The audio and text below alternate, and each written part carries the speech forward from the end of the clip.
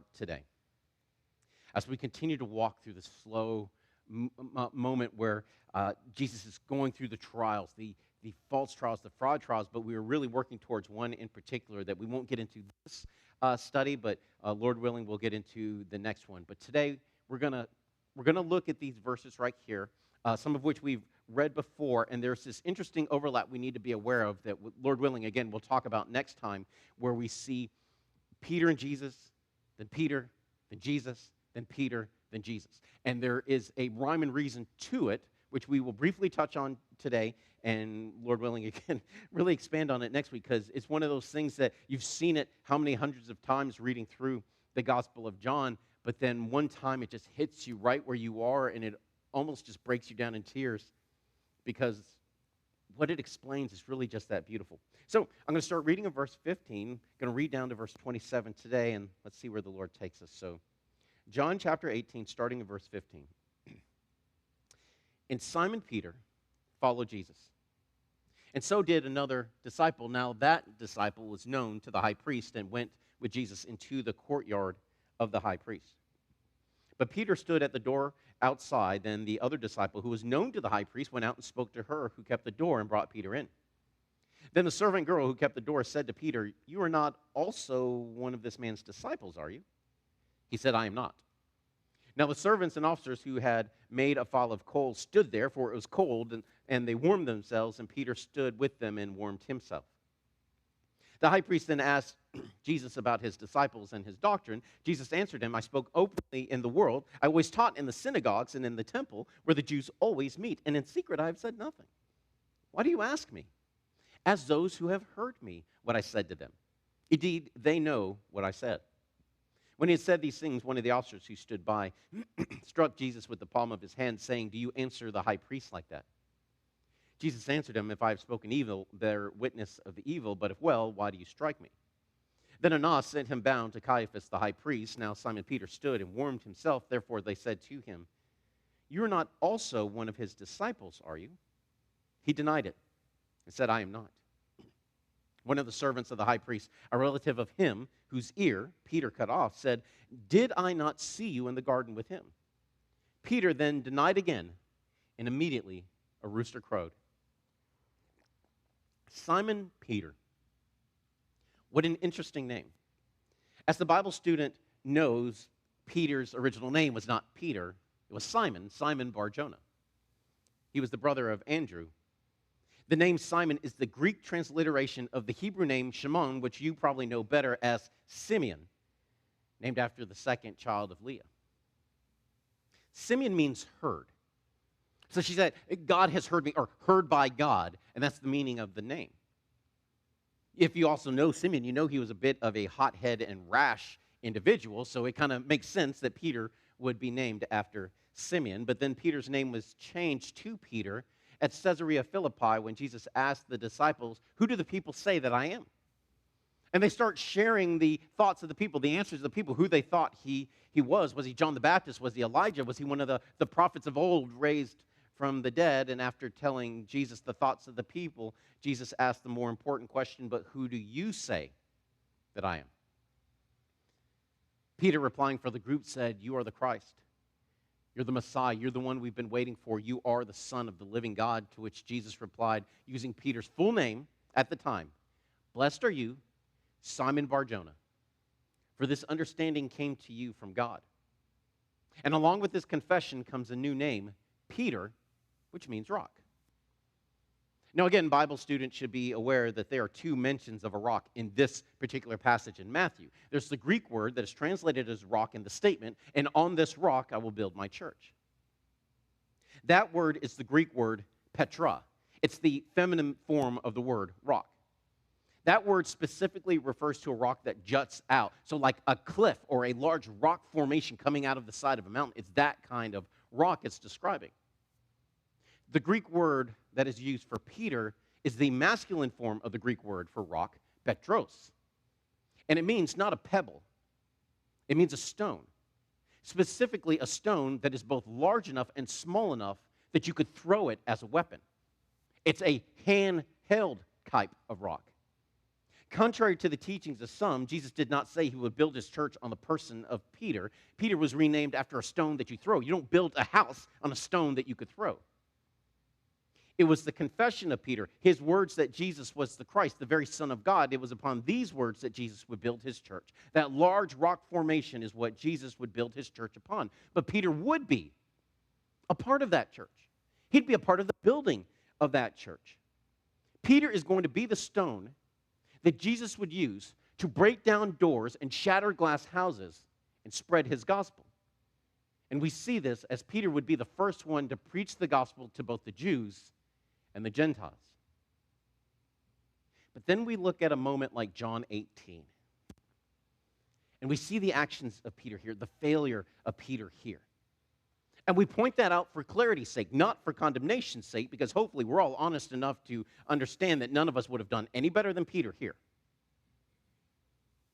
But we look at Peter here and we see his failure, and yet while we're looking at the moment, we might notice something else too, something very particular to what John does a lot with Peter. We see Peter called both Peter and Simon Peter back and forth in the same chapter. It's not like at the beginning of the entire event, he's called Simon Peter for clarity and then just Peter, Peter, Peter the rest of the way. That's not what we see. And the curious Bible student should ask, why? It's interesting just how prominent Peter is in the Gospel of John. Peter's mentioned more times in the Gospel of John than any of the other Gospels. He's mentioned about 100 times in all of the Gospels put together, and 1/3 of those times are in the Gospel of John. But this focus on Peter becomes even more apparent when you realize that Peter is called Simon Peter more times in the Gospel of John than the other 3 Gospels combined. It may be that Peter is called Simon Peter so many times in the Gospel of John because John was one of Peter's old business partners. So John was real close to Peter when Peter was still called Simon. It may be in the mind of John that Simon was always Simon, it's just now he's Simon Peter. And that's certainly possible. But if that's true, it doesn't explain why John goes back and forth and back and forth. Why not just always call him Simon Peter? It doesn't make any sense until you realize that this is not the first name change in the Bible, and a rather prominent one happened way back in Genesis 32 when the trickster, when the heel catcher, when Jacob was renamed Israel. This moment in the life of Jacob is a very powerful one. It's a humbling one. If you recall this moment in Genesis 32, it came after Jacob had already fled at the behest of his parents from the wrath of his brother Esau. So Jacob had cheated his older brother out of the blessing of the firstborn, and he did this by going to his blind father and pretending to be his older brother. When the brother learned of the deception, he openly declared that he planned to kill Jacob after their father had passed away. Because of this, Jacob's mother, Rebekah, went to Isaac the father and said, "Send him away. Send him somewhere else." And now, after 20 years, Jacob is finally coming home. But he's returning with wealth. He's a very rich man. He formerly has 2 wives. He has 11 sons and at least 1 daughter. He's coming back with a very large troop. And when Jacob started to get close, he sends messengers to Esau, letting him know, hey, your brother's coming home. But I want you to know, I'm bringing my own wealth. I'm not trying to take anything that's yours. I know I stole the blessing from you, but anything that would have come from that, it's not going to come out of your part. I'm bringing everything I need with me. In response, when Esau gets this word, he starts traveling to meet Jacob, and he's bringing 400 men with him. Now, if you remember the kind of person that Esau was, he was a man's man. A hunter and aggressive man, and aggressive men tend to gather other aggressive men with him. Needless to say, this made Jacob very nervous, and so what he did is what he naturally does. He started to scheme. He started to plan. He devises this plan to send his family into Esau in waves, and he starts with the kids and the wife. He'd kind of be okay with losing if he had to. His favorite wife is in the second wave, so that way if the first wave comes, and it's a pretty large family, and they get struck down by Esau, then the other waves, including himself, he's in the third wave. He lets everybody else go in front of him. And that way he has time to escape. The second wife has time to escape. But in this moment, Jacob is still trying to find a way to get by scheming, even though it is his God, the God of Bethel, who told Jacob to go home in the first place. After Jacob initiated his plan, he was left all alone. Night fell, and we're told that a man came and wrestled with Jacob all night long. From the context of the moment, we can say that this is a Christophany. It's an Old Testament appearance of Jesus before his incarnation. We're told when the man saw that he could not prevail, that he touched Jacob's hip. He pushes it out of socket. It never goes back into socket. It is always now going to be out of place. And then the man says that he says, "Let me go, for the day breaks." But Jacob responds with maybe the most honest thing that Jacob has ever said: "I will not let you go unless you bless me." In response to the brokenness of Jacob, the man asks, "What is your name?" This is no ordinary question for Jacob. The last time Jacob is asked his name, who he was in the book of Genesis, is when he cheated his brother out of the blessing. His father, who was blind, asked, "Who are you?" Essentially asked, "What is your name?" And he said, "I'm Esau." "Really, Dad, I am he." The question to Jacob was like Jesus asking the woman at the well to bring her husband. The question hit Jacob right where he was. And while Jacob could lie to his father, he couldn't lie to God. And before God, he has to admit exactly who he is. Jacob means heel catcher. It means I'm one who trips up someone else so I can get ahead. He goes, "I am he." But Jacob is no longer Jacob to God. And so he changes his name to Israel, which means he who struggles with God. Now that name is a curious one. I mean, we hear Israel, so we have this idea of this beautiful name given by God, but it kind of means one who just won't stop fighting. So why this name? Why tell Jacob that he is now Israel? And you're Israel because you struggled with God and men and have prevailed. Now, in the wrestling match, we're told that the man saw that he could not prevail over Jacob, and that's when he caused the hip of Jacob to pop out of socket. The idea of the moment is not that Jacob was winning the wrestling match, that the man saw he couldn't win. I'm never going to win, so I need to cheat a little bit to keep Jacob from being able to fight against me. That's not the idea at all. The idea is that Jacob would just not stop fighting against God, that he wouldn't surrender. And it's not a compliment, because if Jacob doesn't surrender and the sun rose on their fight, God would have had to judge Jacob, because no one can see the face of God and live. It is grace to say, "Let me go before you force me to judge you. Stop fighting with me so I don't have to condemn you." God said Israel means one who wrestled with God and prevails. The idea is not that Jacob won the wrestling match. The idea is that Jacob wrestled with God and survived.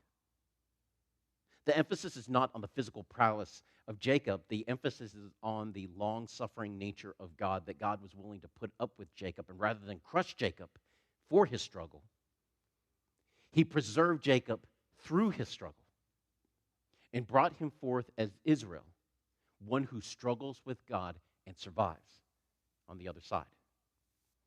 He didn't touch Jacob's hip because he couldn't beat Jacob. He touched Jacob's hip so that Jacob would have to stop running, so that Jacob would have to face a moment that he couldn't run from, he couldn't scheme from, something where he had to be laid open and bare, where he had to live or die totally by the grace of God. With this surrender of Jacob to God, God renames him Israel. But we know, and we read the rest of the book of Genesis, Israel is far from a finished product. There are multiple moments in the life of Israel where we learn there's still a lot of Jacob in that boy. This struggle between the flesh and the spirit, between Jacob and Israel, is present throughout the Old Testament in the nation of Israel as well. We have moments throughout the Old Testament in the same book where Israel is referred to both Jacob and Israel, and very generally speaking, they are Israel when they're seeking God first, and they're Jacob when they're seeking themselves first. And I said all of that to say this. This is the battle of the spirit and the flesh that is present in Peter in John 18. It's why we see him called both Peter and Simon Peter in the same passages and almost back-to-back verses sometimes. We have a clear example of this in verse 10 and 11 of John 18 when Simon Peter draws the sword. Simon Peter tries in the flesh to defend Jesus. And then Jesus, appealing to the spirit-sensitive heart of Peter, says to Peter, not Simon Peter, he says to Peter, "Shall I not do what my Father sent me to do?" It is the same struggling Simon Peter who's trying to follow Jesus in verse 15. He wants to follow Jesus, but he's struggling. He had already run away. We're told that all the disciples scattered, but then after a bit, two of the disciples, Peter and who we believe to be John, they followed Jesus to see what was going to happen next. In verse 15, we're told that the other disciple, who I'm just going to call John, John was known to Annas, the shadow high priest. Likely because John's father's fishing business was well known in the Galilee area. He was big enough to have employees, to employ families underneath him. Because John was known to Annas, John was able to get inside the compound of Annas, and once inside, he makes a way for Peter to come in. He goes and he talks to the servant girl who's watching the door, and he says, "Let Peter in too." When she lets him in, she says to Peter, "You're not one of his disciples, are you?" To which Peter said, "I am not." Now, while we have the trial of Jesus by Annas unfolding here, I'm going to ask that we keep our eyes on Peter for today, at least for now. Because keeping our eyes on Peter in this study will give us a better appreciation in a future study for the necessity of what Jesus will endure here. But as we focus on Peter, please understand this tiny little nuance. What Peter says in John 18:17 is technically not lying. It is, however, a denial of Jesus. You see, rabbinic law permitted someone to evade a direct question regarding their group identity in order to save their life. What they had rationalized was that the greater virtue was preserving life. So as long as you did not directly deny God, as long as you did not directly shame God, you could say a little white lie in order to save the greater good. This may explain why Peter gives such weird, evasive answers about not understanding what he was being asked. Why not just say yes or no? Well, I don't understand the question. I don't know what you're talking about. In Peter's mind, he could have rationalized this, right? And he could have said to himself, well, the ministry of Jesus is obviously over. I mean, look at him now. He doesn't have any disciples anymore. So I guess technically, I am no longer a disciple. And technically, I'm not lying. And the slow slide to compromise begins. This is the part of the night that's so puzzling about Peter. It's why it's so instructive to us. You can't take it away from Simon Peter. Simon Peter follows Jesus. And Simon Peter steps inside that gate. When John made a way for Peter, not Simon Peter, but for Peter to come inside, Peter did. The other disciples didn't. But then he was confronted by this young teenage girl, a damsel in the King James Version, and his response was to play dumb. Why didn't he just go then? He's clearly uncomfortable. He is clearly fearful. So why stay when it had been so much easier to just go? Because no matter what else you can say about Peter, there's one thing you cannot take away from Peter. Peter loved Jesus. And for those like us who love Jesus and who have more Simon Peter in us than we care to admit, we all need to lean forward and pay close attention to what happens next.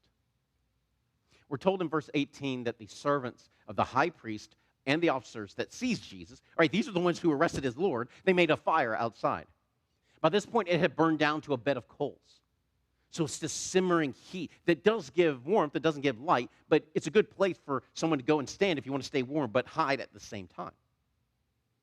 But they made the fire because it was cold.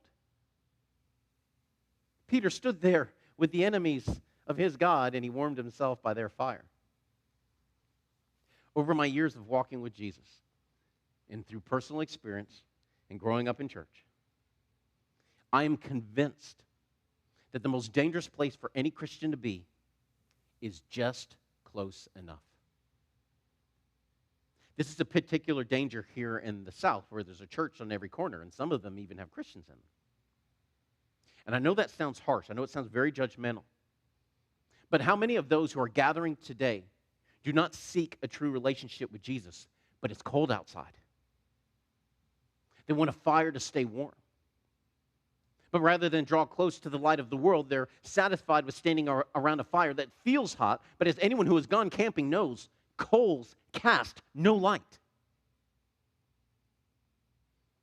Jesus speaks firmly about those who prefer this close enough space, those who want their ears tickled and want to hear smooth things. And he tells them, I know you. I know that you're neither hot nor cold. How I wish that you were hot or cold, because then I could actually do something with you.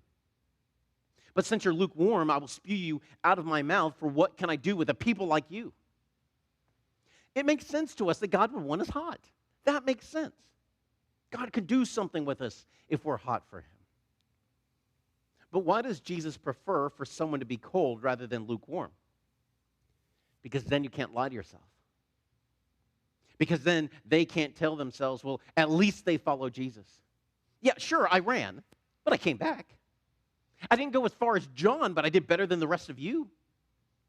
And the longer that Peter kept telling himself this, the greater the danger he is of denying his Lord. As a fellow once said, the hardest part of getting someone saved in the South is getting them unsaved first. As Jesus pointed out, it's the sick who need a physician, but what if you don't think you're sick? This is the nexus where Peter found himself.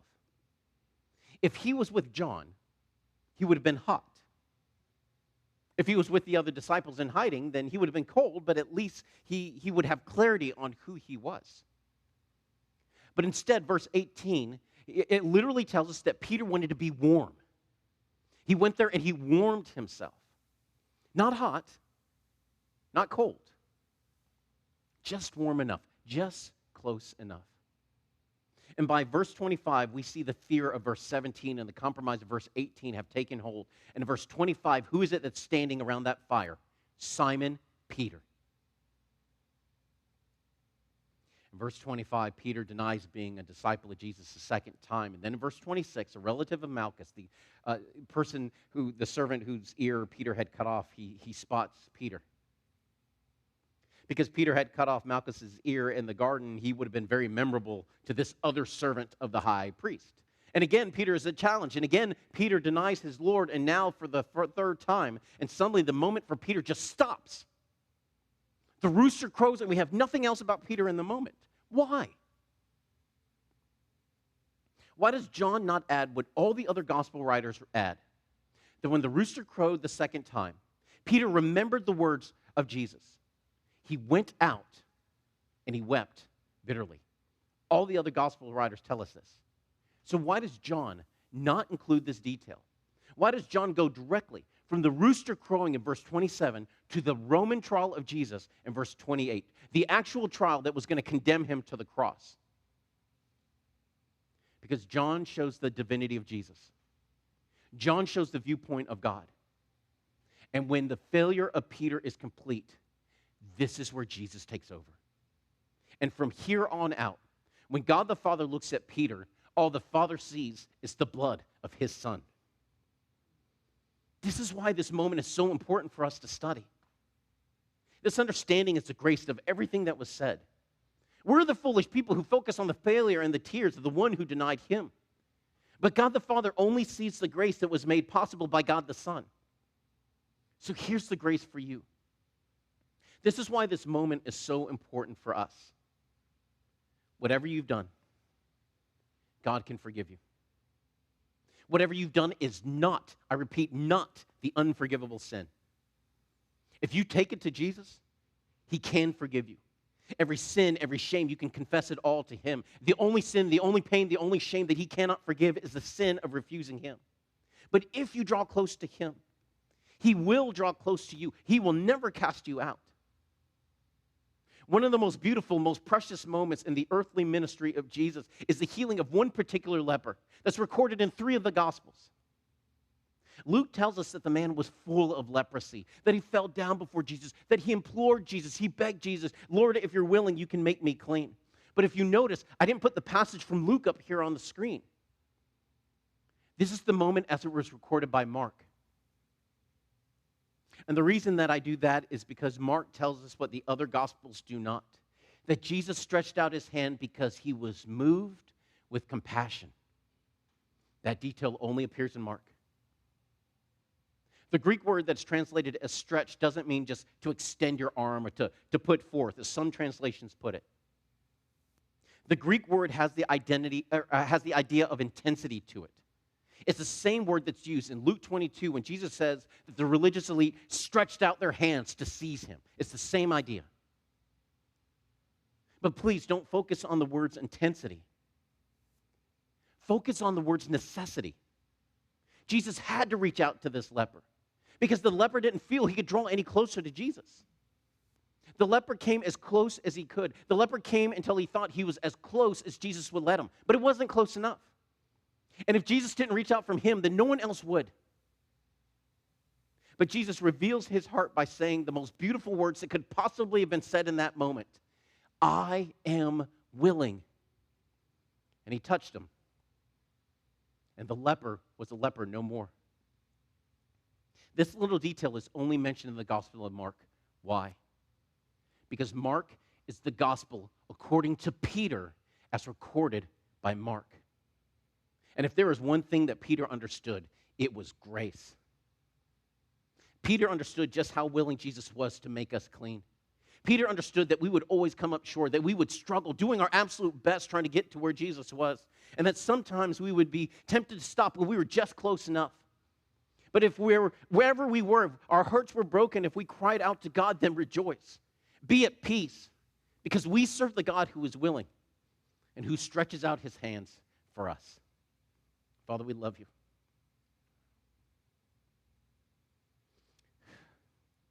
Father, I thank you for this moment. And I thank you for this passage.